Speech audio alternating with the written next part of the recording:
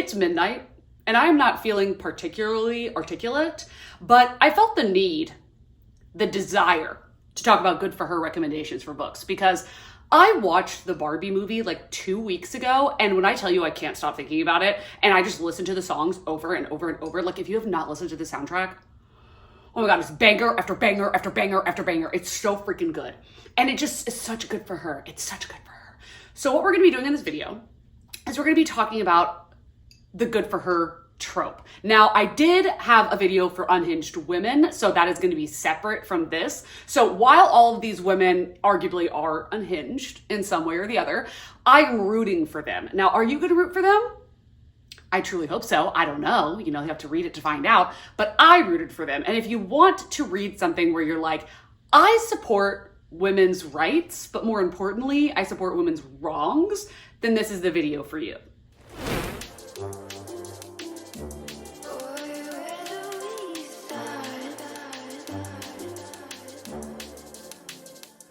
Hey, what's up? Hello, it's Katie Colson here. Welcome to or welcome back to my channel. And as previously mentioned,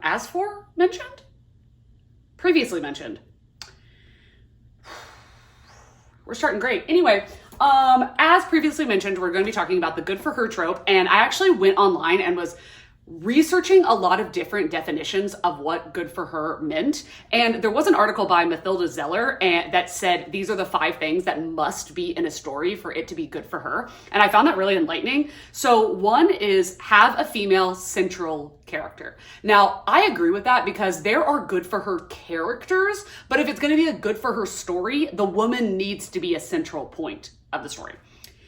2, that heroine has fallen prey to an unjust system. All the Barbie flashbacks I'm having right now. If you don't agree, you can unsubscribe. 3, she outwits or conquers the system, not by playing by the expected rules, but by her own rules. Literally just reading that, good for her. Good for her. Okay. 4, she feels no remorse about doing this. I'm getting amped. I'm getting hyped. And 5, there is a sense of catharsis for both the heroine and the audience. Now, I think that's so interesting because the good for her trope is something we should really be talking about because not only is it amazing, but it spans and defies all genres and social expectations because you can have a good for her story in a fantasy, in a horror, in a thriller, in a romance, as we'll see later, in a contemporary, in a historical fiction. There's so many different ways that you can have a good for her story. And the biggest explanation of that I can give to kind of root your brain in what I'm trying to say is Matilda.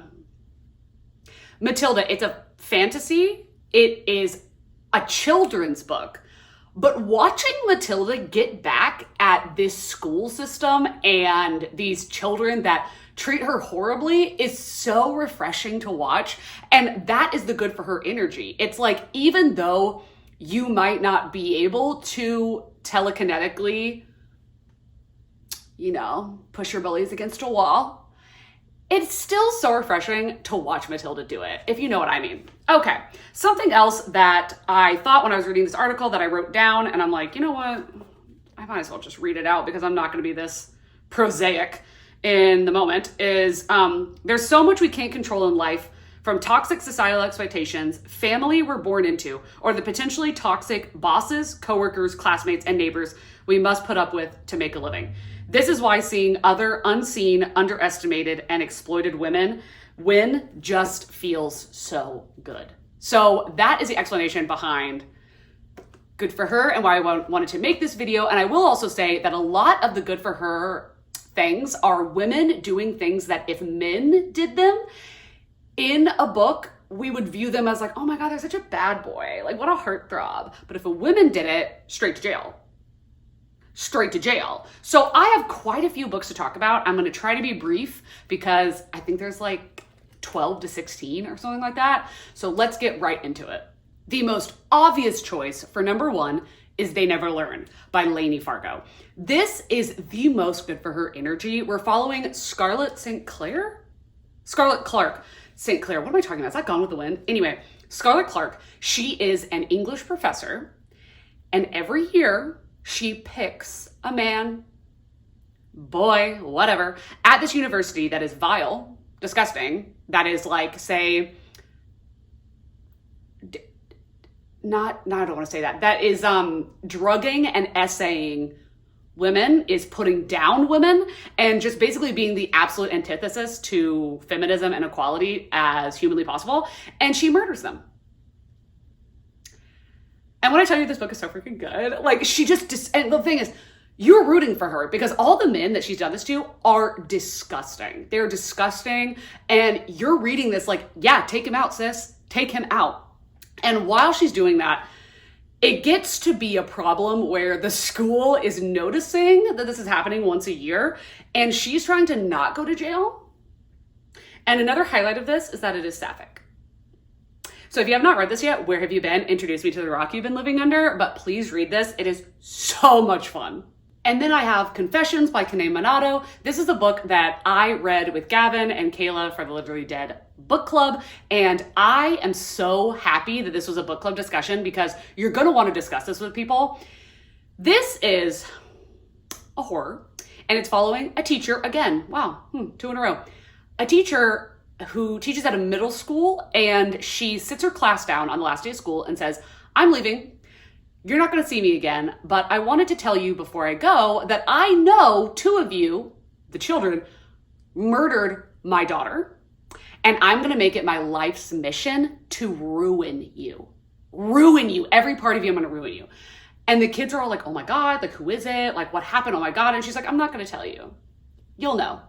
To instill fear. And when I tell you the things that this woman does, diabolical, amazing. But you're rooting for her because you're like, that she knows for a fact 2 of them killed her daughter, who's like younger than these middle schoolers. And that was like the one person she had in her life that she loved. And this is also one of those ones where the plot twists, oh my God, the plot twists are freaking twisting. It's so freaking good. I think the audiobook is good and the physical reading experience is good. And honestly, I would recommend both. Slewfoot by Brahm is one of the prettiest books that I own. And not only do we have a demon daddy, Samson, in this book, him, but we also have Abatha, which is that bitch. She is that bitch. Okay, this is the most good for her. You're gonna be like pumping your fist in the air, clapping like, yes, go! Because this is set in, I can't remember what time it is, but it's when you would get burned as a witch. So around that time. Anyway, we were following her, and her husband have this farm, and that's the way that they make money. But her husband's brother is trying to sell the farm out from under them. And in a very mysterious, like weird happenstance, her husband ends up dying. But the way that he ends up dying and where it is on the farm ends up unleashing this quote unquote seemingly demon, Samson. And he doesn't remember his past. He doesn't know what's going on. And Abatha cannot rule the farm on her own because she's a woman and it has to go to a man, and she's not seen as being able to farm and being able to make money. So Samson does not remember who he is, and he comes across Abatha and kind of recognizes in her a very strong willpower and a very like sturdy and stable personality and work ethic. And he's like, hey, here's the thing. You help me navigate where I am, who I am, how I got here, what are these powers? I'm so confused. And I will help you on your farm. And he basically like magically steroids her farm to like grow super fast and super lush. But the whole town is like, oh my God, she's a witch. There's absolutely no way that a woman could ever make money like this. And they try to burn her at the stake. And Samson's like, no. That's my friend actually, and she's better than all of you, so get lost. And it's just so good. It's so good, and it is definitely good for her energy. I would highly suggest a good for her audiobook that is Dolores Claiborne by Stephen King. I would solely suggest the audiobook because it is acted out. There are noises. The character is talking like she's actually talking to you, because this is all done in a police interview format where we have Vera and her employer is Dolores Claiborne, and we're also following the storyline of her daughter. And it's 3 different generations of women that are discussing patriarchy, misogyny. They are discussing the things that they had to do, chose to do, to combat the evils of men in their lives and the toxic men that are in their lives. And basically Vera is sitting down with the police because Dolores has died and she was her caretaker. And they're thinking, okay, did you do it? And she's like, actually, sit down. Let me tell you a little bit about Dolores Claiborne, okay? And she's talking about her life, Dolores's life, her daughter's life, and all the things that these three women have done because it's so hard to be a woman. And I really suggest it. The audiobook, again, is so good. And unarguably the best book ever written, A Diary of Blood by S.T. Gifton. If people don't give this 5 stars, call their mom. Like, are they okay? This book is so good for her. This is, in layman's terms, because you know it's not a suspense. Like, you know what's going to happen from page 1. So it's not a spoiler. But basically, we're following Constanta, who is a woman who meets Dracula. And he turns her into a vampire. And she believes that she is his only wife and that they are so in love. And then as time goes on, she realizes that he is dallying and has with many other people and has created other vampires. And you start the story, this is like in a diary format, you start the story with her saying that she's writing this as a posthumous letter to Dracula after she has killed him, explaining why she had to do it. And to let you know that Dracula is so toxic, he is so manipulative and toxic and gaslighting, and it like, you recognize why the character would have fallen for him, and then the slow unveiling of what's really going on. And not only than that, there's also another character, Magdalena. Oh my God, my absolute favorite character of all time. Magdalena in the story is very Machiavellian, and she's very intelligent, and she really defies a lot of societal norms, especially in this time. And she does things to make sure that she can remain in power, even though women are not allowed to do so, that I find really good. And also, this is like seriously some of the best writing I've ever read. It is freaking stunning. And this is one that I would suggest the physical book over the audio. Sorry for the possible camera angle change, but my insulin pump just started blaring and it is so obnoxious and loud, and I did not want to make you part of that. So the next one I'm going to suggest, I would hold it physically, but I am currently lending it out to a friend, and it is The Mind series by S.T. Abbey. This book, it's so good. And here's the thing. This is like one of those Kindle Unlimited romance things where I thought I was going to hate it. And to be frank, the first 2 stories, because it's a series of 5 like 100-page stories bound up into one book. The first 2, I was like, this is terrible. What are you talking about? 3, 4, and 5. Oh my God. So freaking good. And it's so good for her. This is about, I say romance. The romance is like, who cares? The romance does not matter. It's like back burner completely to the story. We're following Lana, who is a female serial killer. Okay. And Logan, who is an FBI agent who's trying to find the serial killer, assuming it's a man and not realizing that his girlfriend is the one he's looking for. Okay. But the thing is, it's so good for her because, yeah, she's out here killing men. But the way she does it and the reason behind it, when you find out why, oh, you're rooting for her. You are rooting for her 100%. And you're like, you know what? I don't even care if Logan finds out. I want him to help her do it because, yeah, you're like, yes, kill them. Go ahead. It's so freaking good and it's so much fun. And I know it looks like a long book when you look at it physically, but like it reads so fast. Like I'm Katie Colson telling you that I'm recommending a KU romance. So listen to me. Then we have a 2-in-1, and that is The Weight of Blood by Tiffany D. Jackson, but also Carrie by Stephen King, which this is a retelling of Carrie. Now, I do believe that The Weight of Blood is even better than Carrie. So if you've never read Carrie, you could definitely just read this, or you could watch the movie of Carrie and then watch it and read this. But I'm sure everybody knows what Carrie's about. But basically, the original Carrie is a girl who has a fanatically religious mother and makes her do all these prayers and do all these things and never teaches her about anything in the real world. So one day when she's in high school, she gets her period and she doesn't know what's happening. She thinks she's dying, and all of the kids start making fun of her in the most horrendous way. And as it turns out, Carrie has telekinesis. Or, I mean, is it like pyrotechnic or is it telekinesis. Either way, basically telekinesis. And she uses it to absolutely destroy anyone and everyone who has ever bullied her and put her down. Now, this story is essentially the same, except we are following a main character who, Maddie? Oh my God, I'm just killing it at the name game. Maddie, who the same story happens, except in this, instead of it being a religious zealot of a mother, it is a very racist father who, Maddie is mixed, but her father is white. Her mother is not in the picture. And he tells her that the worst thing that could ever happen is anybody finding out her race. Now, she lives every day going by that, except one day when she's in gym, they're on track, it starts to rain and her hair kinks up and people realize that she is mixed, and the bullying is horrifying, but you are rooting for her.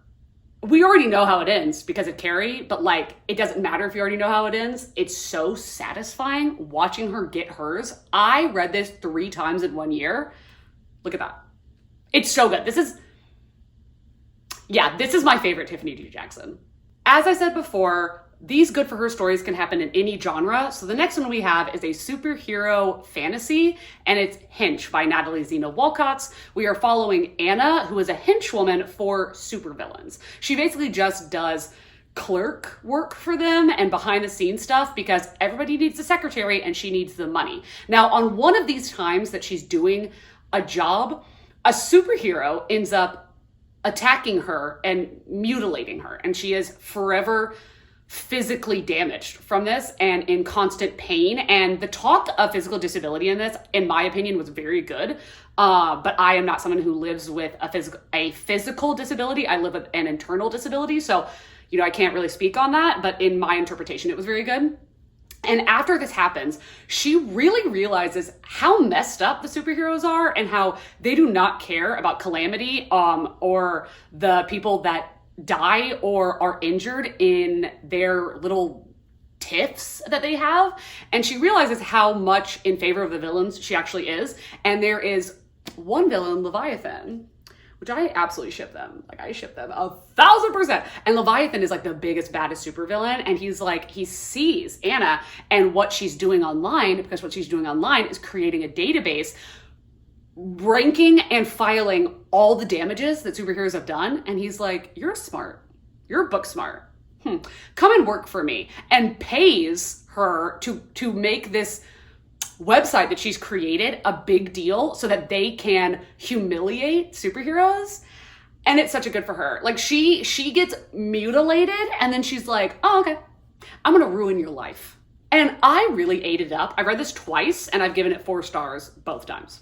And then we have one of my all-time favorite books, Southern Book Club's Guide to Slaying Vampires by Grady Hendrix. Now, this has every keyword that could possibly be for me.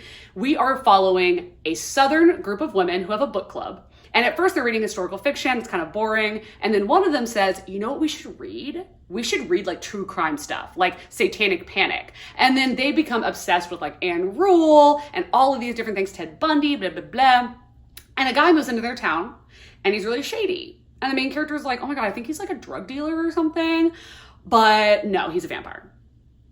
And the reason that this is good for her is because these are following very Southern women, Southern belles, who are taught and bred to have these societal norms, and them being forced to break free of those to advocate for themselves and fight for themselves and other women. So there is every ounce of feminine rage in this book as well. Like, there are characters who don't want to see patriarchy for what it is. There are characters that leap at the chance to see it. There is just so many different kinds of women in this book, and they're all absolutely fantastic. And if you grew up in the South, you are going to recognize the conversations and the people in this book from your past. So I highly recommend this. And I would also say that the audiobook is so good. The Girl in 6E by A.R. Torre is a book that I honestly always consider rebuying because I enjoyed it so much when I read it. But this is a book about a cam girl who, she becomes a cam girl and locks herself inside her apartment with like deadbolts and latches against herself, not like against the world. Like, she can't escape without doing a lot of work because she knows mentally that if she goes outside into the world, she will kill someone because she has such an overwhelming desire to murder that she's like, no, I don't want to do that. So she stays inside. And she cam girls, she makes a bunch of money, she does everything from home. But one day when she's camming, and obviously some of the men are, you know what I'm saying? One of them is very suspicious and seems like he might be doing something to children that she does not like. So she's like, you know what? Maybe I'll leave the house because maybe killing this guy won't be bad. Like maybe murder is actually good for this reason. And it is so entertaining. You're following a sex worker who's so afraid she's gonna kill people, she locks herself in her house. And then is like, oh my God, maybe this guy I'll kill. It's so much fun. I've never continued with the series, so I don't know if the series is good, but I really enjoyed this book. And I know that it's kind of weird and some people might not like it, but I would still definitely recommend. Where would we be if we didn't talk about Bunny? Or maybe like the 5 million copies of it that I have. This is my best book of all time, my favorite book. I love it. This is definitely good for her in a very weird way. Now, I want to preface that this is a book that you're either going to give 1 star or 5 stars. Nobody gives this 2 and 3 stars. It just isn't. Now, another caveat I'll say is that when you read it for the first time, if you love the vibes, you'll get 5 stars.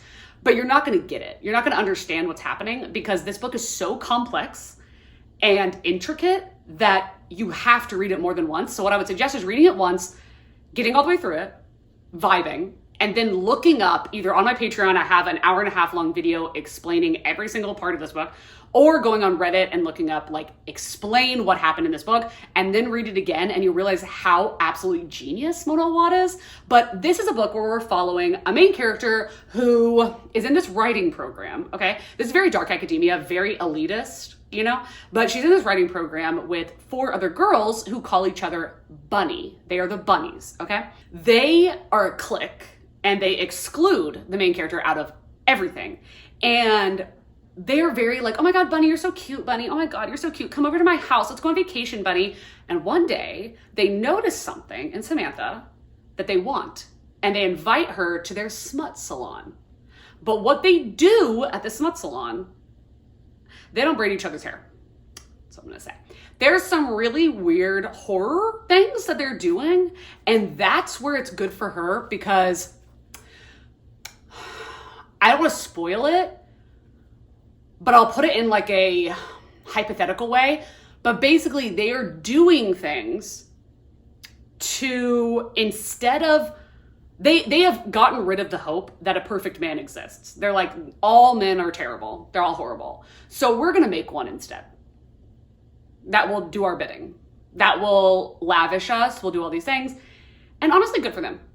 Are they all unhinged? You're not going to like a single person in this book. You will not. But absolutely wild. I highly recommend. But again, if you don't like it, I get it. This one I feel like is very random and probably not a very well-known graphic novel, but Squad by Maggie Takuda Hall is a graphic novel. It's a one-shot. And I really enjoyed it. I was very shocked because the cover just makes it seem kind of cheeky and whatever, but there's so much feminism, there's so much female rage, and it's sapphic. Sign me up. So it's basically this group of girls who can turn into werewolves, and what they do with that ability is they go and they kill men who are killing, sexually assaulting, drugging, defaming, denouncing, putting to the side women. That's their goal. What? That's amazing. It was so good. I really, really enjoyed it. And honestly, I'm a little sorry that I got rid of it. Like, I feel like I definitely should have kept it. But we all know my unhauling journey. But anyway, if you get your hands on this, or you can get it on Libby, or you find it at a bookstore, I would definitely recommend. No Exit by Taylor Adams. The reason I'm suggesting this is not because it is a feminist book necessarily, but our main character in this is a college-age girl. And when I tell you, this is a Liam Neeson movie, but with a young woman as the main character. If Liam Neeson was a young woman and was doing all those things in those movies, we would be jaw on the floor. And that is what's happening in this book. It is, yes, a young woman, but when I tell you the action that she throws herself into, to save the day and to make it out alive is so, oh my God, it's amazing. So basically we're following a main character, Darby Thorne. You're probably thinking I'm making this up. I'm genuinely remembering all these characters' names. I'm shocked. Darby Thorne is on a trip and it's snowing. It's blizzard. It's a blizzard. Okay. There's a blizzard and she gets snowed in at this rest stop with a group of strangers. Now all the cars are outside, and at one point she goes outside, she sees a van, and then she sees a child's hand touch the glass. And she realizes there's a child in that van in a cage. What? And she's like, okay, somebody at this rest stop is a child abductor, and I don't know what they're gonna do with them, but I need to figure it out. She doesn't have cell reception. She doesn't know what to do, when they can leave, anything. And we're following a literal action-packed movie of just insanity. And I know this is crazy. Like, his books are so outlandish, but when I tell you, I could not put this book down. I could not. And I was rooting for Darby Thorne, like, with a vengeance. Okay. I'm going to end on the one that I think is the penultimate good for her book, but technically it is a spoiler that it's a good for her book. Okay. I am absolutely positive that basically every single person watching this video has either read the book or seen the movie, or has heard about what it's about. So I struggle to even say that this is a spoiler, but it is a spoiler if you have not read this book. So if you're worried about that, you can skip ahead, because I can't tell you the title. I can't tell you anything without giving it away. So I've given you quite a bit of time now.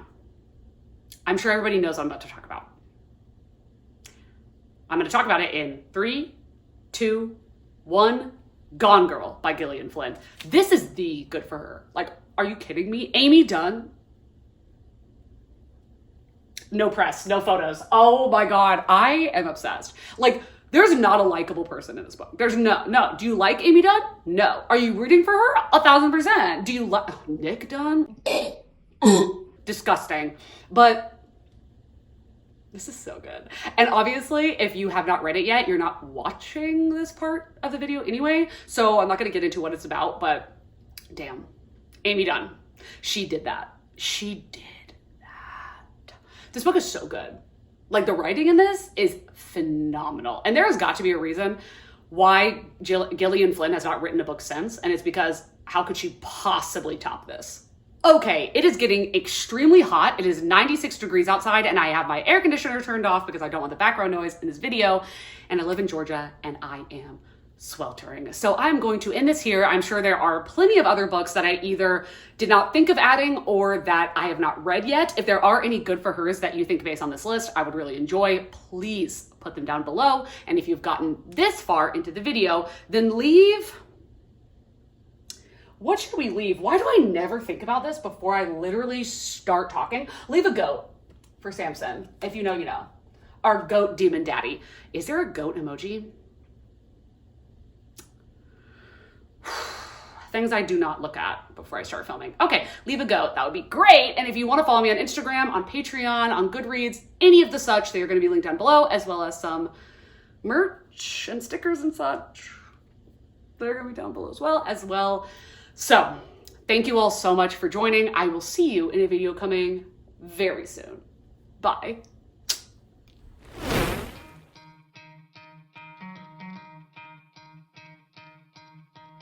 You could try to play, but you're never gonna beat me. Look the other way, what I'm doing ain't easy. Bloody hands stained from the people who deceive me. Muddy hands break through the chains, go free me. Looking for change, looking for pain. Pulling a mob, pushing a train. I'll never stop, stick to a lane. Pick up the pieces and go rearrange.